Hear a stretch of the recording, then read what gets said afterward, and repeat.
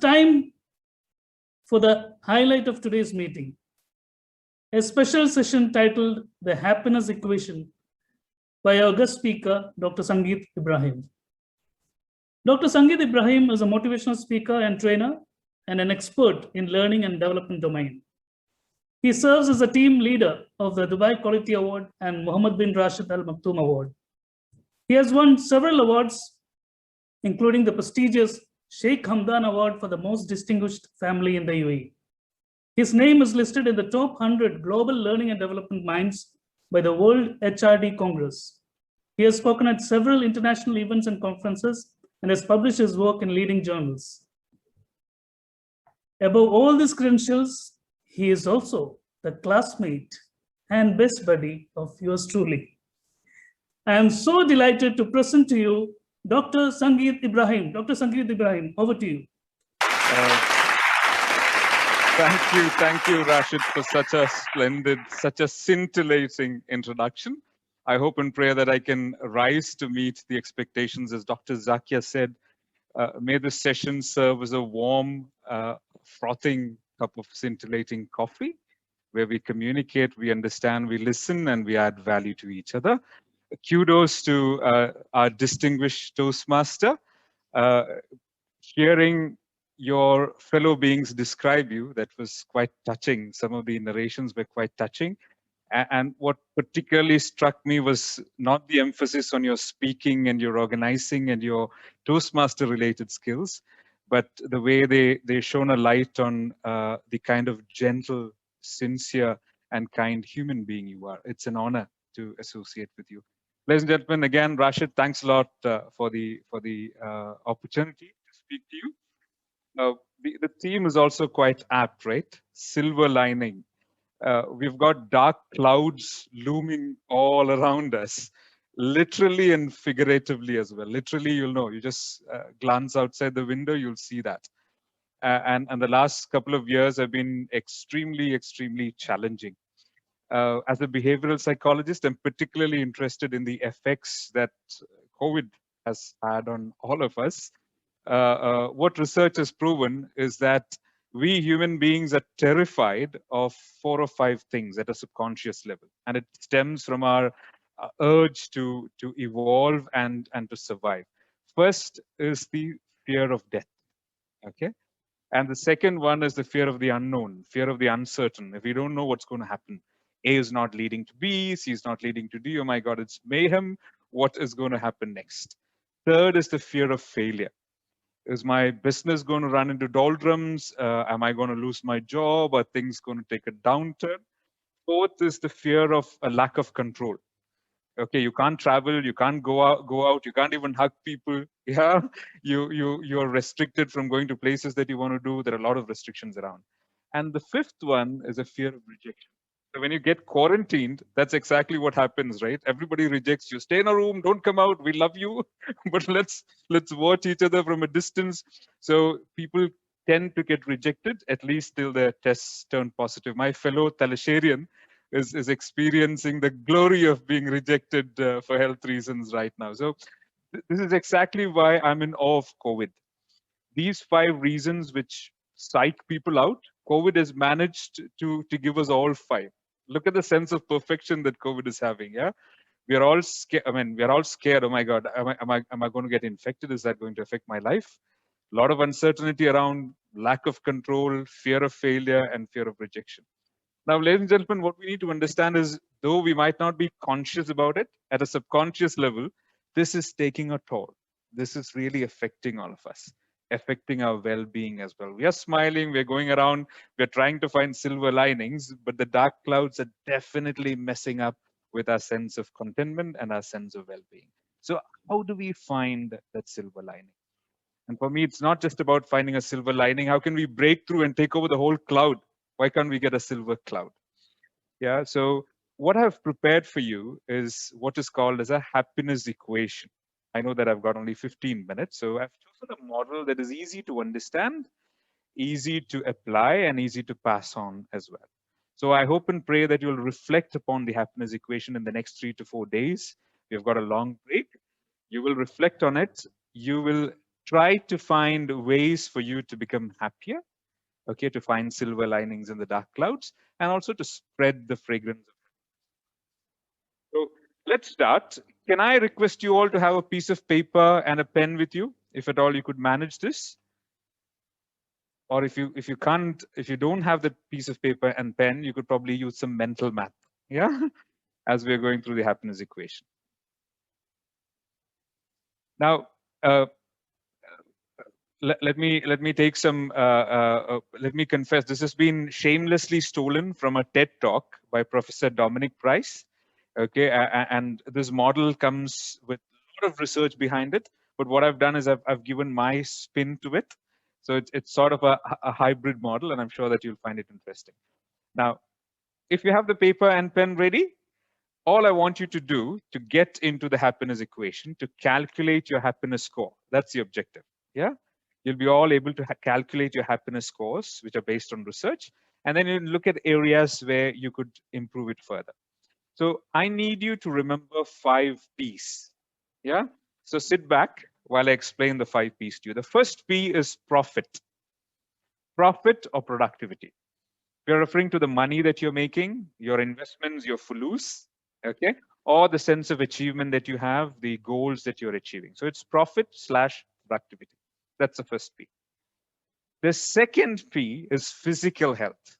Okay, if you're like me with a 6-pack and a very very able body, yeah, that means you're doing very well when it comes to physical health. If you're struggling a bit, that's also an area of concern, right? So P for physical health.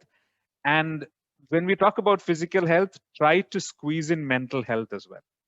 Yeah, because guys, let's face the facts. 1 out of 5 people in this world statistically are suffering from mental illnesses. So we've got 25 associates in the room today. So I don't want to point fingers. So statistically speaking, we're saying 5 of us could be suffering from mental health issues. But only 5% of people with mental health issues get themselves treated. The rest of them usually suffer in silence. Dr. Balan is in this room. He can shed more light on this topic probably later on, but that's sad. That is really, really sad, right?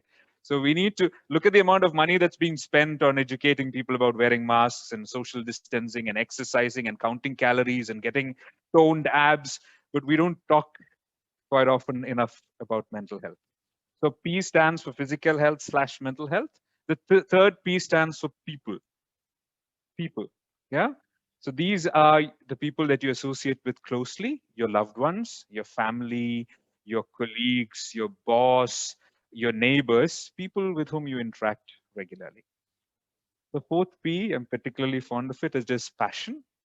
Here we are referring to the things that you love doing. You know, it gives you the flow state.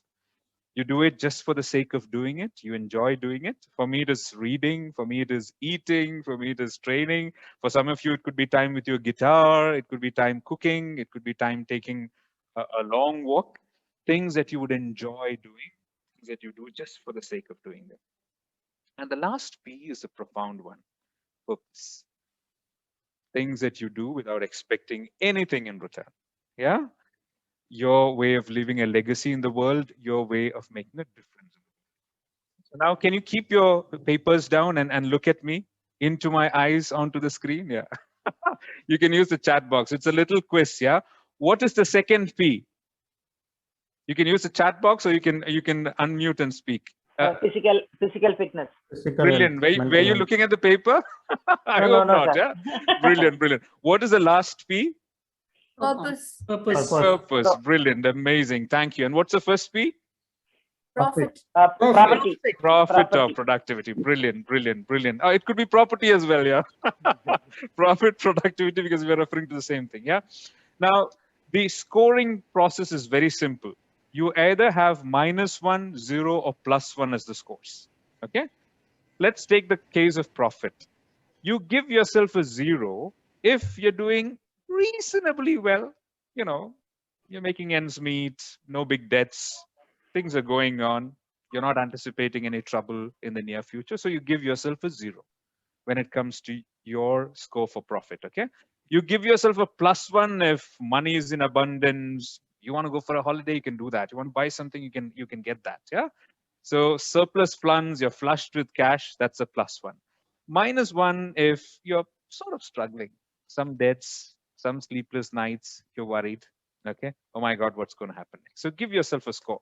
You don't have to tell us what your score is.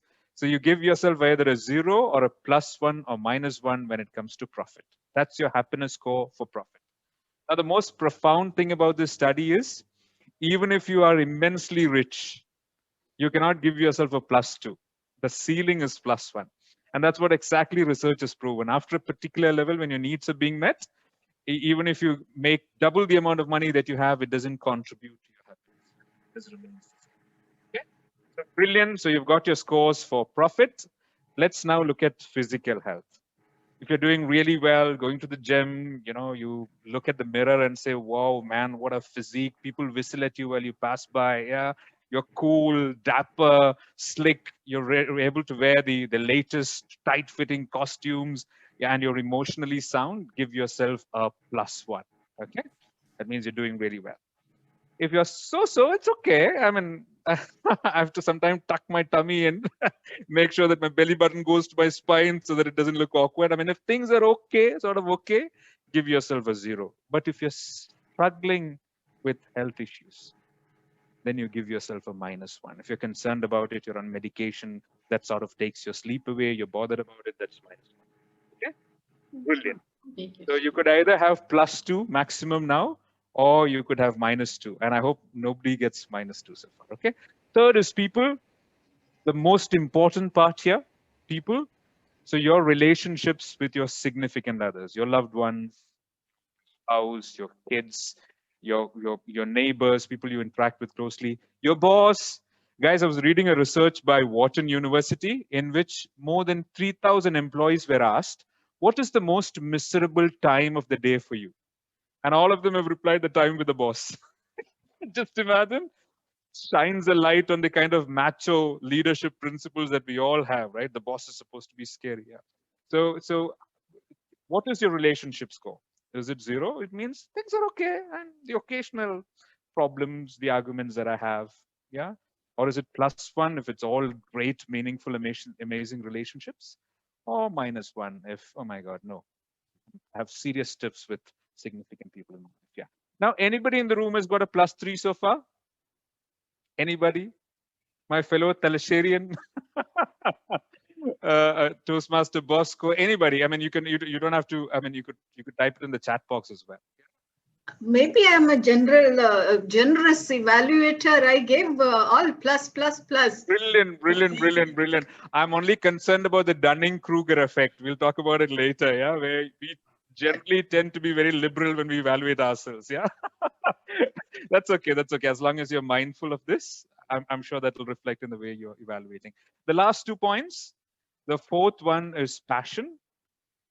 Extremely important. Do you really get time to indulge in those beautiful things that you love doing, which gives you a flow state? Yeah, where you forget everything, you forget even pain, you enjoy it. Cook a meal, take a long walk.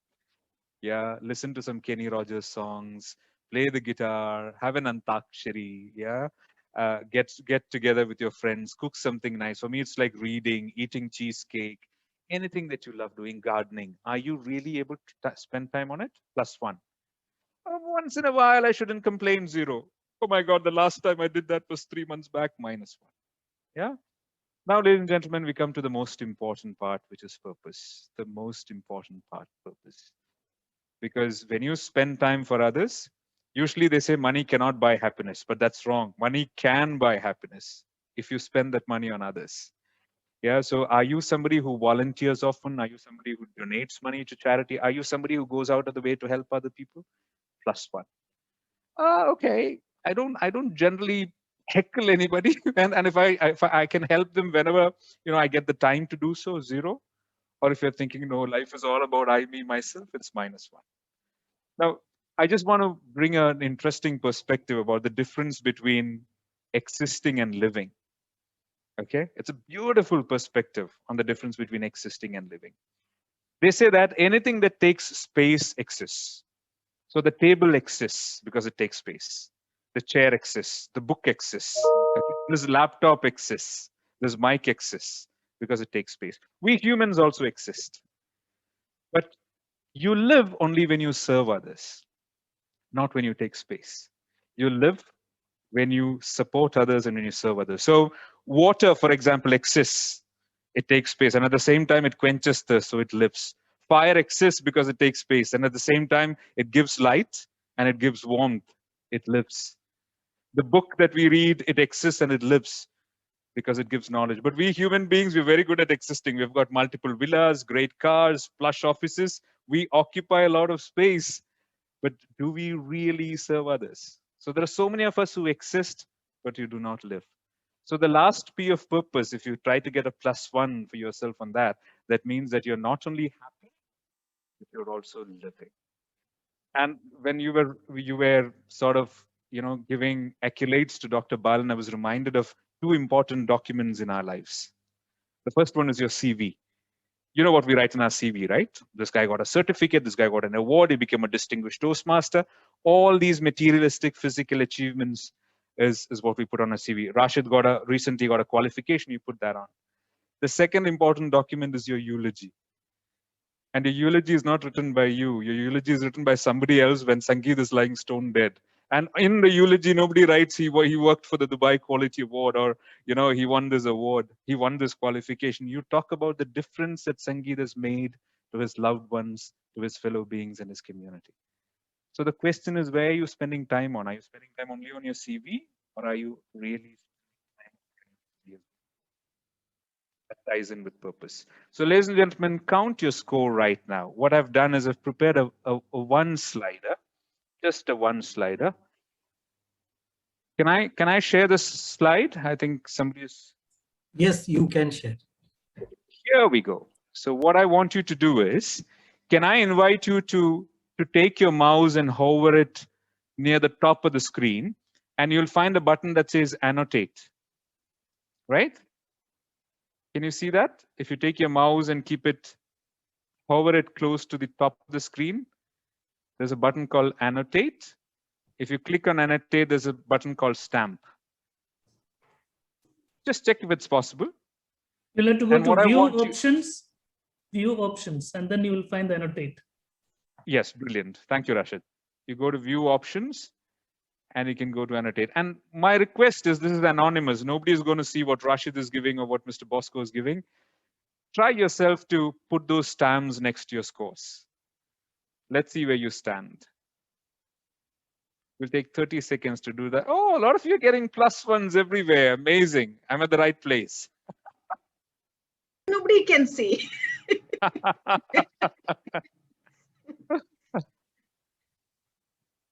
Okay, brilliant. Some zeros, that's fine. That's fine. I'm so happy that you don't have -1s.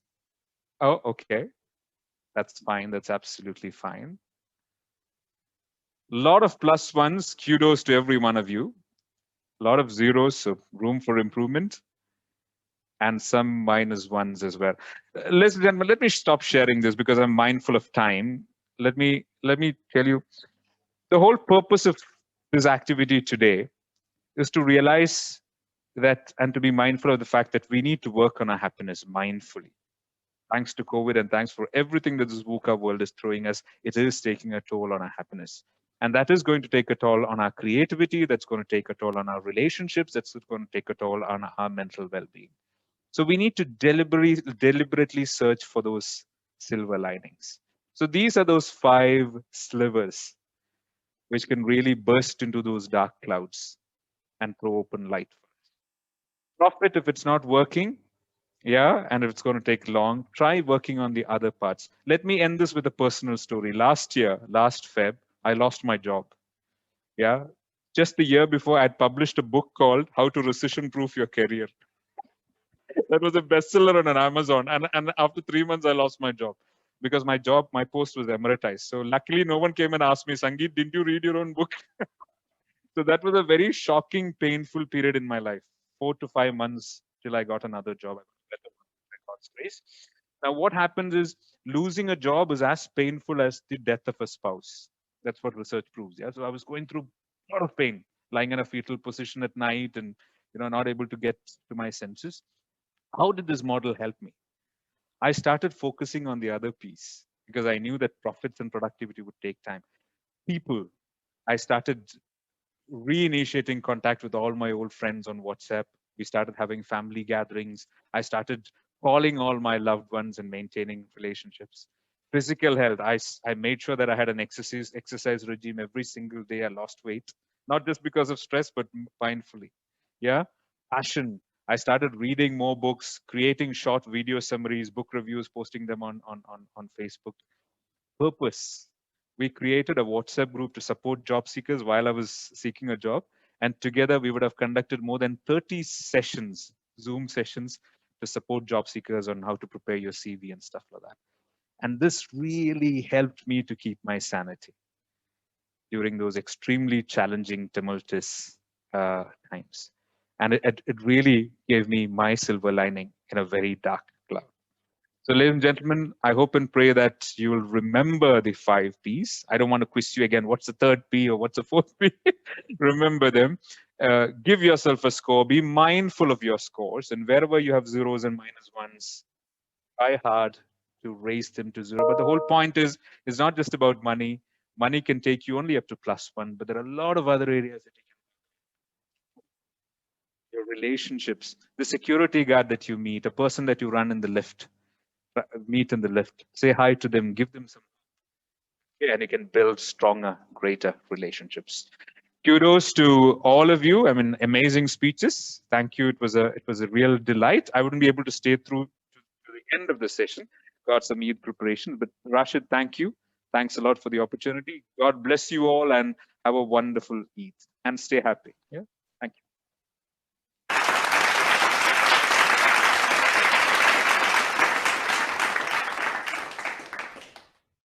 Thank you so much, Dr. Sangeeth. If any of you have any questions to ask, Sangeeth will take some questions, right? Definitely, Rashid. Definitely. Yeah. Easy questions, please.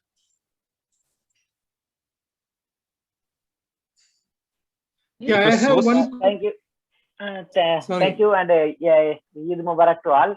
Yeah, Dr. Sangeeth, how to balance? That is all 5 P. We cannot balance in the same time. So sometimes we need to balance. And could you give any tips to balance that? Brilliant. Kanti, I believe balancing is a myth because in different phases of our lives, we need to focus on certain aspects. As we know, 20 to 30, 30 to 40, we're all focusing on our careers, amassing as much as wealth as possible. Later, a sort of kind of, you look for self-actualization. So I don't think it's possible to balance. Even that's what research shows as well. We can try to blend as much as possible. It might not be the equal portions. Yeah, we all, for example, as breadwinners of the family, we need to focus on profit and productivity a lot. But the rest of the things, Kanti, you really don't have to devote eons or ages for it. It could even be 5 to 6 minutes of a day. Yeah, just that one call to an old friend you haven't contacted for a long time.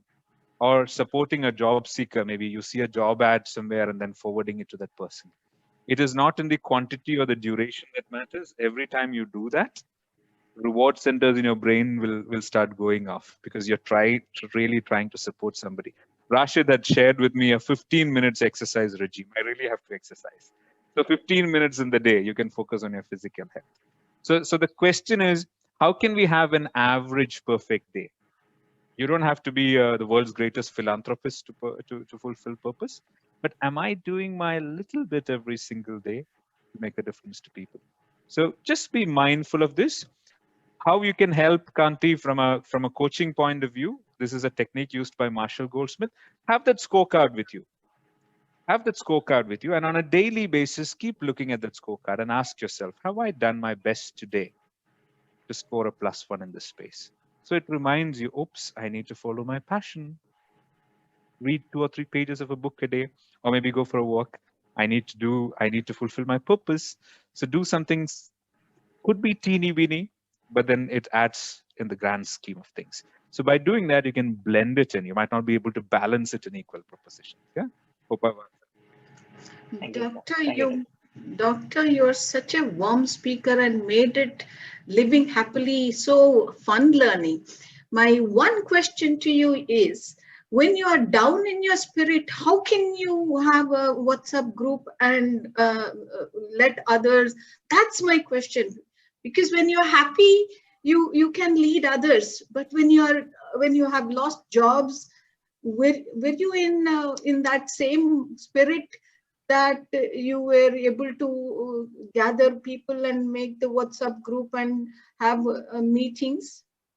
Brilliant. Thank you, Jesse. I'm sure Dr. Balan would agree with me. Jesse, we keep shifting between these three levels. This is what I know as a psychologist. One is you have concern. This level is called concern. So, for example, all of us are concerned, right? COVID, the scourge of COVID is there. I might lose a job. My business might take a downturn. It's okay to be concerned. And when you're concerned, you do realistic things. And then sometimes we shift into an anxiety mode. An anxiety mode is where you overestimate the threat and you underestimate your own ability to handle it. It's like so you keep washing your hands again and again. If you get a pain in your stomach, you don't meet one doctor, you meet 3 doctors because you're waiting for a particular diagnosis. Then you reach a stage which is depression, where you start logging off, taking care of personal hygiene. Now, that's a very dangerous state to be. Now, if you don't want to reach that stage, the moment you get into the anxious stage, you need to start working on these variables. So for me, luckily, I had a benchmarking group which kept me going. So I see a lot of people who have, cancer warriors, people who are fighting the great C, people who have lost jobs, people whose business have nosedived. They need to start working on these interventions as soon as possible before it gets into that stage of depression. And the beauty, Madam Jessie, is when you work on these, it's not just theory. You really have that sense of happiness. Like when you do a session for job seekers and you tell them, this is what an ATS compliant CV is. And when people come back to you saying, I didn't know that, you really start feeling that kick, oh my God, it's helping. And then you start doing more of it. So it's not that I was waiting for the perfect situation to do it. Doing these took me to the perfect situation. So it's the other way around.